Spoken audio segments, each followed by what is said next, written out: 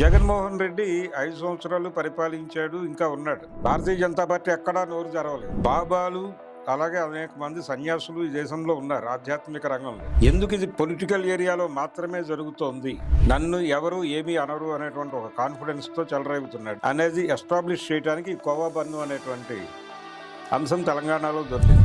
ఏది వలీని కలిసి ఆ 5 ఏళ్లలో లడ్డూ తిని పిల్లల్ని కనకుండా ఎవరైనా ఉన్నారా? నాలోని సనాతన హిందువు లడ్డూ కల్తీ అవుతుంటే చూస్తూ ఊరుకుంటాడా? దీన్ని జనంలోకి తీసుకెళ్లాల్సినటువంటి అవసరం ఉంది. ఈ దేశంలో ఉన్నటువంటి లౌకికవాదం మీద చేస్తున్నటువంటి దాడుల గురించి ఖచ్చితంగా ఆలోచించి తీరాలి. ఈ దేశంలో ఉండాలంటే జై శ్రీరామ్ అన్నారు. ఈ దేశంలో ఉండాలంటే ఏమేం చేయాలో గొడవ మీద ఉంది. దేశంలో ఉండాలంటే ఏం మాట్లాడాలి, ఈ దేశంలో ఉండాలంటే ఎలా ఉండాలి. వలీ రూపంలో khoa bun Vali.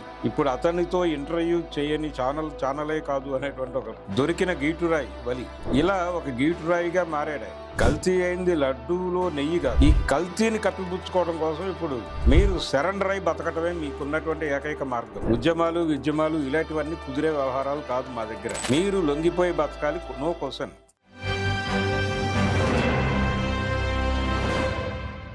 Hi hello, welcome to 3TV. ఈరోజు మనతో సీనియర్ జర్నలిస్ట్ భరద్వాజ సార్ ఉన్నారు. సార్ నమస్తే. నమస్తే సార్, రీసెంట్గా సమ్మక్క సారక్క జాతరలో వలి కోవా బన్ ఇష్యూలో కొందరు జర్నలిస్టులు ఆయనను దీంట్లో కల్తీ జరిగిందని చెప్పేసి, ఇది సంథింగ్ ముస్లింలు ఇక్కడ ఎందుకుంటున్నారని చెప్పేసి ప్రశ్నిస్తూ చేయడం అనేది చాలా పెద్ద చర్చకు దారితీసింది. ఇటు తెలుగు రాష్ట్రాల్లో కావచ్చు కానీ దేశంలో కావచ్చు కానీ. అయితే ఈ నేపథ్యంలో ఇటు జనసేన పార్టీ నుంచి నాగబాబు గారు కావచ్చు కానీ, అటు టీడీపీ నుండి మన లోకేష్ గారు ట్వీట్ చేయడం జరిగింది. దీన్ని అంటే వాళ్ళని సమర్థిస్తూ ఆయనకు సపోర్టుగా దీన్ని మనం ఏ విధంగా చూడొచ్చు? అంటే కోవా బన్ను వ్యవహారానికి లడ్డు వ్యవహారం జరుగుతోంది ఆంధ్రప్రదేశ్లో. సార్, తిరుమల లడ్డు కల్తీ విషయంలో చాలా చెలరేగిపోయి మాట్లాడుతున్నారు. సార్, అంటే అసలు అందులో కలిపింది నెయ్యే కాదు సార్, కేవలం కెమికల్స్ మాత్రమే. కెమికల్స్తో నెయ్యిలా భ్రమింపజేసే ఒక పదార్థాన్ని తయారు చేసి కలిపి భ్రమ పెట్టి ఆ లడ్డూలు అమ్మారు. ఆ 5 సంవత్సరాలు అమ్మినటువంటి ఆ లడ్డూల ద్వారా డబ్బుల సంపాదన, కేవలం డబ్బుల సంపాదన మాత్రమే వాళ్ళ లక్ష్యం కాదు. ఎవరి లక్ష్యం కాదు? అప్పటి ప్రభుత్వం జగన్మోహన్ రెడ్డి ప్రభుత్వ లక్ష్యం డబ్బుల సంపాదన మాత్రమే కాదు. ఇలాంటి కెమికల్స్ కలపడం ద్వారా ఆ లడ్డూలు ఎవరైతే కన్జ్యూమ్ చేస్తారో వాళ్ళకి సంతానోత్పత్తి శక్తి నశిస్తుంది. తద్వారా అది మాత్రమే కాకుండా వాళ్ళలో అనారోగ్యం నెమ్మదిగా ఒక విత్తనం లాగా దిగుతుంది. నెమ్మదిగా వాళ్ళందరూ కూడా చనిపోతారు ఒక ప్రాసెస్లో, తెలియకుండా రకరకాల వ్యాధులు సోకి. దాంతోపాటు వాళ్ళు పిల్లల్ని పుట్టించే శక్తి నశించిపోతుంది. కాబట్టి ఇక హిందూ మతం అనేది సమూలంగా ఉండదు ఇక అనేటువంటి ఒక కాన్స్పరసీలో భాగంగా కలిపారు. అది డబ్బుల సంపాదన మాత్రమే లక్ష్యం కాదు. ఇది ప్రోగ్రామ్. హిందూ మతాన్ని ఈ దేశం నుంచి నిర్మూలించడం అనే కార్యక్రమంలో భాగంగానే జగన్మోహన్ రెడ్డి గారు ఆ కార్యక్రమానికి ముందడుగు వేశాడు అనేటువంటి నేరేటివ్ని ప్రజల బుర్రల్లో బలంగా రూట్ చేస్తున్నారు వాళ్ళు. ఈ చేసే క్రమంలో వాళ్ళు అన్కాన్షియస్ గాను కాన్షియస్ గాను ఒక అభిప్రాయాన్ని ప్రజల్లోకి బలంగా తీసుకెళ్తున్నారు. చంద్రబాబు నాయుడు గారు చాలా అగ్రెసివ్గా తీసుకెళ్తున్నాడు. అది ఆ తీసుకెళ్తున్న అభిప్రాయం ఏంటంటే, ఈ దేశంలో కీలకమైనటువంటి పదవుల్లోకి మైనారిటీలను గనక మీరు ఎన్నుకుంటే, అంటే ప్రధాని కానీ ముఖ్యమంత్రి కానీ ఇలాంటి పదవుల్లోకి మీరు ఒక ముస్లింనో ఒక క్రైస్తవున్నో లేకపోతే వేరే ఇంకేదైనా మైనారిటీకి చెందినటువంటి వ్యక్తినో ఎన్నుకుంటే వాళ్ళు హిందూ మతాన్ని టార్గెట్ చేయడానికి తమ అధికారాన్ని వినియోగిస్తారు. అందుకు ఇదే ఉదాహరణ. జగన్మోహన్ రెడ్డికి ఎందుకు నమ్మకం లేదు, ఎందుకు ఆయన హిందూ మతాన్ని టార్గెట్ చేశాడు అంటే, ఆయన క్రైస్తవ మతానుయాయి కాబట్టి. వారి తండ్రి గారు కూడా తిరుమల కొండల్లో 2 కొండలు క్రైస్తవ మిషనరీలకు ఇవ్వడానికి ప్రయత్నం చేశాడు అనేటువంటి ఆరోపణ ఉంది ఆ రోజుల్లో. అలాగే తిరుమలకి ట్రావెల్ చేసేటువంటి బస్సుల టిక్కెట్ల వెనకాల అన్యమత ప్రచారం చేస్తూ ఆ దగ్గరలో జరుగుతున్నటువంటి ఇంకేదో క్రైస్తవ సభల ప్రచారం తాలూకా సమాచారాన్ని ముద్రించారు అనేటువంటి గొడవ కూడా జరిగింది. అవును సార్. సో అప్పుడు వైఎస్ రాజశేఖర రెడ్డి సీఎంగా ఉండగా జరిగిన గొడవలు, ఆ గొడవల సందర్భంగా ఎస్టాబ్లిష్ అయినటువంటి అంటే ఎస్టాబ్లిష్ చేయదలుచుకున్నటువంటి ఒక వ్యవహారం. Yes sir, yes sir. ఆ వ్యవహారం ఏంటంటే ఇక్కడ మైనారిటీలకి గనక పదవులు ఇస్తే వాళ్ళు హిందూ మతాన్ని టార్గెట్ చేస్తారు. Yes sir. ఈ దేశంలో అధికారంలోకి వచ్చేటువంటి ప్రతి మైనారిటీ కూడా ఒక ఔరంగజేబే ఎస్ అనేది ఎస్టాబ్లిష్ చేయటం అనేది వీళ్ళ ప్రోగ్రామ్. ఎస్ సార్, అవును.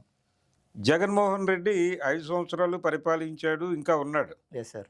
కాబట్టి ఇతను రాజకీయంగా తనకు ఇబ్బంది. Yes sir. సో ఇతని ఓట్ బ్యాంక్ నుంచి హిందూ ఓట్లు మొత్తం తొలగించేయాలి, హిందువులందరికీ ఇతన్ని టార్గెట్ చేయాలి ఎస్ సార్ అనే ప్రోగ్రాంలో భాగంగా ఆయన రెచ్చిపోయి మాట్లాడుతూ చంద్రబాబు నాయుడు గారు కావచ్చు, పవన్ కళ్యాణ్ కావచ్చు, వీళ్ళందరూ ఎస్ సార్ టార్గెట్ చేసి బీజేపీ వ్యూహాత్మక మౌనంగా ఉంది. Yes yes sir. Bharatiya Janata Party ఎక్కడా నోరు తెరవలేదు. Yes, sir. ఏపీలోనూ తెరవలేదు, ఢిల్లీలోనూ తెరవలేదు. అవును, అవును సార్. హిందువులకి పరమ పవిత్రమైనటువంటి భగవంతుడుగా కొలుస్తున్నటువంటి కలియుగ దైవంగా చెప్పబడుతున్నటువంటి తిరుమల వెంకటేశ్వరుడి లడ్డూ గురించి ఎంత గొడవ జరుగుతుంటే ఢిల్లీ నుంచి ఒక మాట రాలే. అవును సార్, ఎస్ సార్. బాబాలు అలాగే అనేక మంది సన్యాసులు ఈ దేశంలో ఉన్నారు ఆధ్యాత్మిక రంగంలో. Yes sir. వాళ్ళ నుంచి కూడా సీరియస్గా గొడవ రాల. ఎందుకు ఇది పొలిటికల్ ఏరియాలో మాత్రమే జరుగుతోంది ఎస్ సార్ అనేది చూస్తే పొలిటికల్గా ఎలిమినేట్ చేయాలని అనుకుంటున్నారు జగన్మోహన్ రెడ్డిని ఎస్ సార్ అనేది చాలా స్పష్టంగా అర్థమవుతుంది. ఈ గొడవ తేలిన తర్వాత, సార్, ఈ కాటా కుస్తీ పోటీ తేలిన తర్వాత అప్పుడు ఎవరో ఒకళ్ళని మనం భుజాన్ని వేసుకుందామని వాళ్ళు మౌనంగా ఉన్నారు. అవును, అవును సార్. బీజేపీ వాళ్ళు. Yes sir. ఎందుకంటే వాళ్ళది 2 తలుపుల సిద్ధాంతం, చంద్రబాబుది 2 కళ్ళ సిద్ధాంతం లాగా భారతీయ జనతా పార్టీది ప్రతి రాష్ట్రంలోనూ 2 తలుపుల సిద్ధాంతం. Yes sir. వాళ్ళు ఫ్రంట్ డోర్లో ఒకటితో కాపురం చేస్తూ బ్యాక్ డోర్లో ఒకరిని పెడతారు. అలా ప్రస్తుతం చంద్రబాబు నాయుడు ఫ్రంట్ డోర్లో ఉన్నాడు, బ్యాక్ డోర్లో జగన్మోహన్ రెడ్డి ఉన్నాడు. Yes sir. అందుకని వాళ్ళు ఇమ్మీడియట్గా జగన్మోహన్ రెడ్డి మీద ఈ తరహా దాడి చేయడానికి సిద్ధంగా లేరు. సో అందుకని భారతీయ జనతా పార్టీ వ్యూహాత్మక మౌనంలో ఉంటే ఎస్ సార్. చంద్రబాబు నాయుడు గారు తన శక్తి వంచన లేకుండా చెలరేగిపోయి మాట్లాడుతూ ఎస్ చాలా అగ్రెసివ్గా పెడుతూ ఎస్ సార్. ఈ దేశంలో ఎట్టి పరిస్థితుల్లోనూ మైనారిటీలను కీలక పదవుల్లోకి తీసుకురాకూడదు ఎస్ సార్. అనే నేరేటివ్ని ప్రజల బుర్రల్లో ఇంజెక్ట్ చేస్తున్నాడు. Yes yes sir. తద్వారా ఈ దేశపు లౌకికవాదం, ఇంకా రాజ్యాంగంలో లౌకికం అనే పదం ఉంది. Yes sir. అది మొదట రాజ్యాంగంలో లేదు, 42వ రాజ్యాంగ సవరణ ద్వారా వచ్చింది. Yes yes sir. ఆ పదాన్ని చంపేసేటువంటి ప్రయత్నం చేస్తున్నా కానీ ఆయన మీద ఎవరు కేసులు ఇట్లా. అవును. ఆంధ్రప్రదేశ్లో అనేక ప్రజా సంఘాలు ఉన్నాయి. Yes sir. వాళ్ళు ఈ పార్టీగా ఆయన మీద లీగల్గా ప్రొసీడ్ అయి ఉండాలి, ఎస్ సార్. కానీ ఎవరు ప్రొసీడ్ కాలేదు ఇప్పటిదాకా. బహుశా ఒకవేళ కేసేస్తే వీళ్ళని ఏ ఎన్ఐఏతోనో దాడులు చేయించి ఏ ఉపా కేసుల్లోనో లోపలేస్తారనే భయం కావచ్చు. అవును, అవును సార్. అంటే రీసెంట్గా పౌర హక్కుల సంఘానికి చెందిన క్రాంతి చైతన్యాన్ని అరెస్ట్ చేసినటువంటి చరిత్ర ఉంది చంద్రబాబు నాయుడికి. Yes sir. సో అదొక ప్రమాదం కలదు అనే ఉద్దేశంతో ఎవరు నోరు తెరవట్లేదేమో తెలియదు, కానీ ఎస్ సార్, లీగల్గా ఆయన్ని కోర్టులో నిలబెట్టేటువంటి అందుకు తగినటువంటి లెవెల్లో ఆయన మాట్లాడుతున్నాడు. Yes yes sir. రాజ్యాంగం మీద చాలా నిర్మోహమాటంగా దాడి చేసేస్తున్నాడు ఆయన. నన్ను ఎవరు ఏమీ అనరు అనేటువంటి ఒక కాన్ఫిడెన్స్తో చెలరేగుతున్నాడు. ఇది పరిస్థితి. Yes sir. ఈ టైంలో వీళ్ళల్లో ఒక లౌకికవాదం ఉంది ఎస్ సార్ అనేది ఎస్టాబ్లిష్ చేయడానికి కోవా బన్ను అనేటువంటి అంశం తెలంగాణలో దొరికింది. Yes sir. దీన్ని వాడేసుకుందాం ఇమ్మీడియట్గా డిసైడ్ అయిపోయారు వాళ్ళు. అవును సార్. అక్కడ అమరావతిలో కూర్చుని ఎస్ సార్. వెంటనే లోకేష్తో ఒక ట్వీట్ చేయించారు, ఇది చాలా దారుణం అని చెప్పేసి. రేపో ఎల్లుండో బహుశా ఆయన కలుస్తున్నాడు ఆయన. Yes sir. ఏది వలీని కలిసి ఎస్ సార్. ఆయన కోవా బన్ను తను కూడా తిని తనతో పాటు తనతో వచ్చిన కార్యకర్తలందరితోనూ తినిపించి, ఎస్ సార్, మాకేమీ కాలేదు కదా, మేము హ్యాపీగా ఉన్నాం. లడ్డు కూడా అదే కదా, మీరు లడ్డు తిని హాస్పిటల్లో చేరిన వాళ్ళు ఎవరైనా ఉన్నారా అక్కడ? ఎవరు లేరు కదా. ఆ 5 ఏళ్లలో లడ్డు తిని పిల్లల్ని కనకుండా ఎవరైనా ఉన్నారా? డేటా ఉందా మీ దగ్గర? లేరు సార్. లేదు కదా. లేకుండా అక్కడ ఎలా మాట్లాడుతున్నారు? మీరు ఎలా మాట్లాడారు ఆ రోజున బన్ను దగ్గర? ఏది ఆ జాతర సందర్భంగా, మేడారం జాతర సందర్భంగా అతను అమ్ముకుంటున్నప్పుడు అక్కడికి వచ్చినటువంటి ప్రియా చౌదరి గారు చేసిన హడావిడి, ఆవిడ ముఖ కవళికలు, ఆవిడ ఆవేశంలో నాకైతే లడ్డూ కల్తీ మీద చెలరేగిపోతున్న చంద్రబాబు, పవన్ కళ్యాణ్లే కనిపించారు ఆవిడ ముఖంలో. ఆ లెవెల్లో ఆవిడ దాడి చేసింది. సో ఈ దాడి చేసినటువంటి వలీని హక్కును చేర్చుకుని ఈ కోవా బన్నులు హెరిటేజ్ అవుట్లెట్లు అన్నిట్లోనూ మేము అమ్ముతాం అని కూడా మాట్లాడచ్చు రేపు పొద్దున. Exactly sir. ఇంకొక అడుగు జనసేన ముందుకు వేసి సార్. నాగబాబు గారు వలీని పిలిపించుకుని అతన్ని సత్కరించి ఈ దేశంలో లౌకికవాదం ప్రమాదంలో ఉంది, ఎస్, ఇలాంటి యూట్యూబర్స్ చెలరేగిపోతున్నారు, ఒక్కసారిగా లౌకికవాదులు అందరూ బయటకు వచ్చేసారు.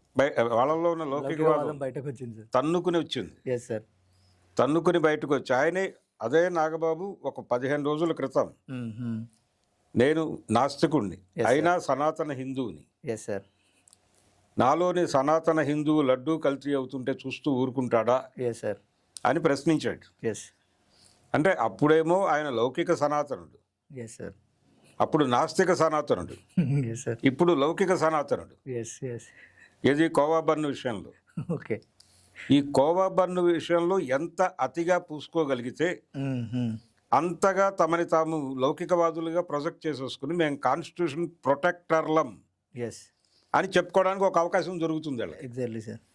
ఇక్కడ నటన ఎంతగా పండించగలుగుతారో అక్కడ లడ్డూ మీద దాడి అంతగా చేయగలరు.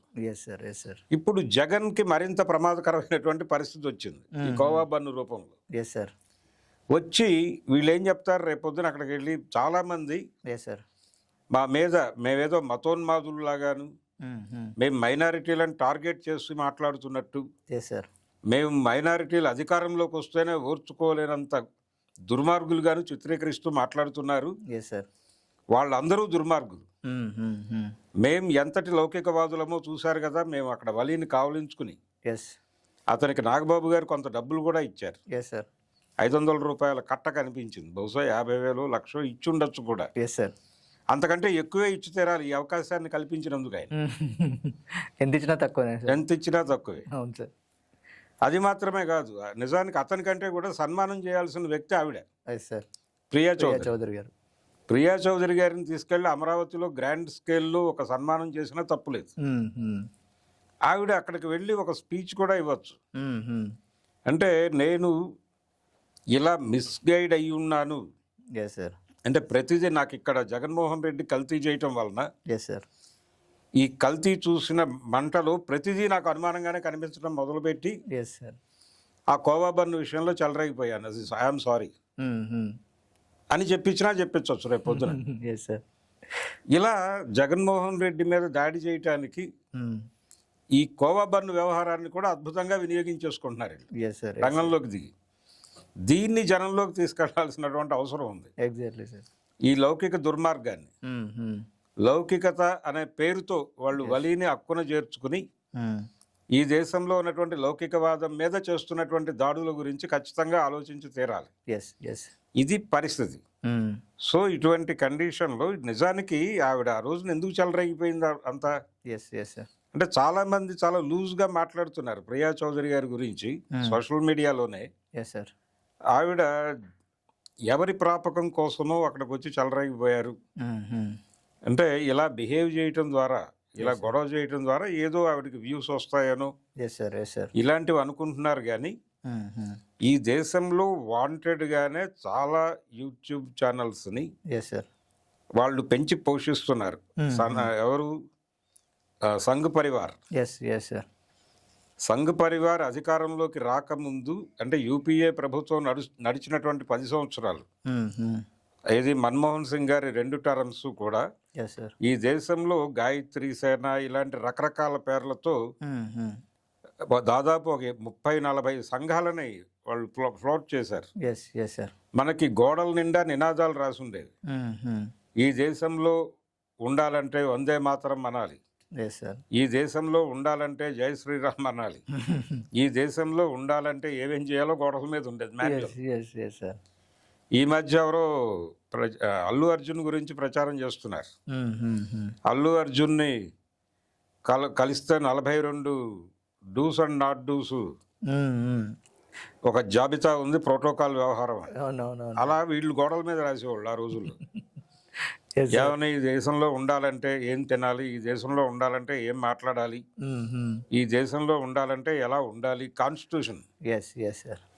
సంఘ్ పరివార్ కాన్స్టిట్యూషన్ ని గోడల మీద రాశారు వాళ్ళు. అధికారంలోకి వచ్చాక అవన్నీ చెరిపేశారు విజయవంతంగా. చెరిపేశారు. నిజానికి వీళ్ళు ఆల్టర్నేటివ్ కాన్స్టిట్యూషన్ రాసుకున్నారు.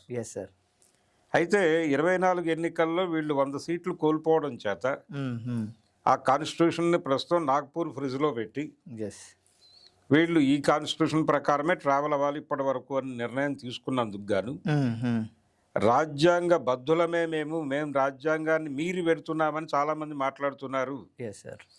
మమ్మల్ని ఫాసిస్ట్ పాలకులుగా ప్రొజెక్ట్ చేస్తున్నారు, మేము మైనారిటీ వ్యతిరేకులుగా ప్రొజెక్ట్ చేస్తున్నారు కొంతమంది లడ్డూ వివాదంలో. కాబట్టి మేము అలా కాదు, దాన్ని కప్పిపుచ్చుకోవాలి. ఇప్పుడు దాన్ని అర్జెంటుగా కప్పిపుచ్చుకోవడానికి వాళ్ళకి అంది వచ్చిన అద్భుతమైన అవకాశం వలి రూపంలో కోవా బన్ను. దీన్ని వివాదం చేసినటువంటి ప్రియా చౌదరి గారు, ఆవిడ కంట్రిబ్యూషన్.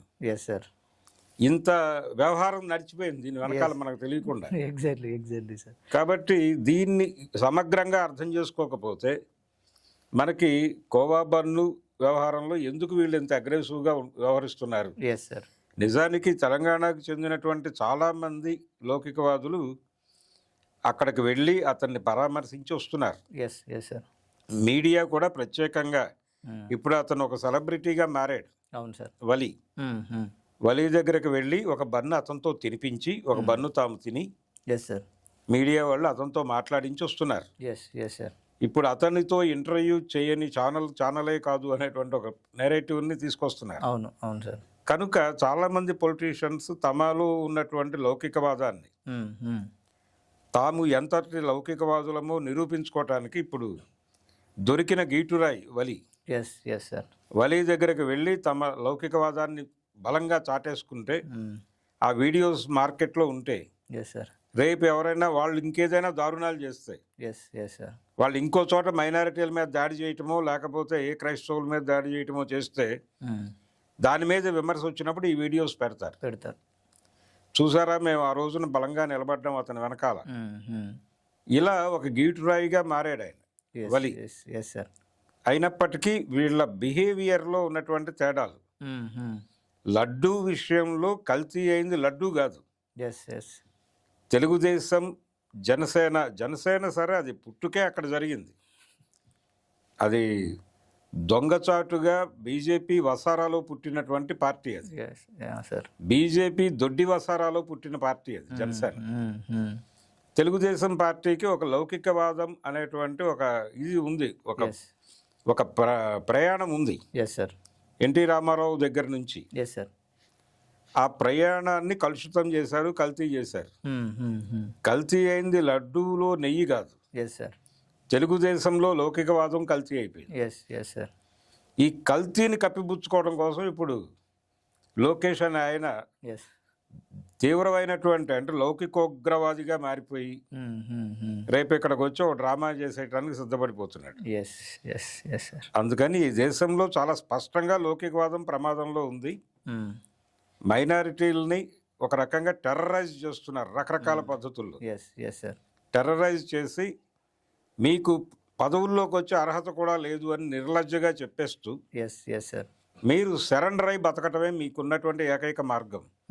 ఈ దేశం నుంచి ముస్లింలని క్రైస్తవుల్ని తరివేయటం వీళ్ళ ప్రోగ్రాం కాదు, వాళ్ళని లొంగ తీసుకుని ఉండాలి.